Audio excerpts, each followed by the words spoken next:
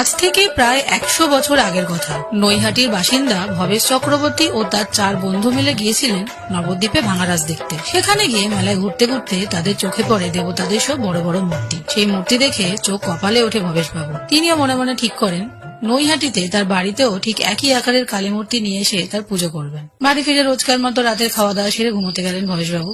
সেদিন রাতে হঠাৎ আকাশ কালো করে শুরু হলো মুষলধারে বৃষ্টি। এমন সময় তার স্বপ্নে দেখা দিলেন স্বয়ং মা কালী আর বললেন, তুই আমায় নিয়ে আয় এই নৈহাটিতে, আমি নৈহাটির বড় মা রূপে তোর কাছে পুজো নেব। তারপর থেকেই চক্রবর্তী বাড়িতে শুরু হয় মায়ের পুজো। শুরুতেই কালী প্রতিমা ভবেশ কালী নামে পরিচিত ছিল। পরবর্তীকালে 21 ফুটের এই ভবেশ কালীকে বড় কালী বলা হতো। কালের নিয়মে এই বড় কালী এখন বড় মা। এখানে মা এতটাই জাগ্রত যে তিনি তার ভক্তদের কখনোই খালি হাতে ফেরান না। দূর দূরান্ত থেকে লোকে ছুটে আসে মায়ের দর্শন পেতে। তোমরা যদি মায়ের দর্শন পেতে চাও তাহলে শিয়ালদা স্টেশন থেকে নৈহাটিগামী যে কোনো ট্রেনে উঠে নেমে পড়ো নৈহাটি স্টেশনে। তারপর অটো বা টোটো করে পৌঁছে যাও বড় মার মন্দিরে। জয় বড় মা।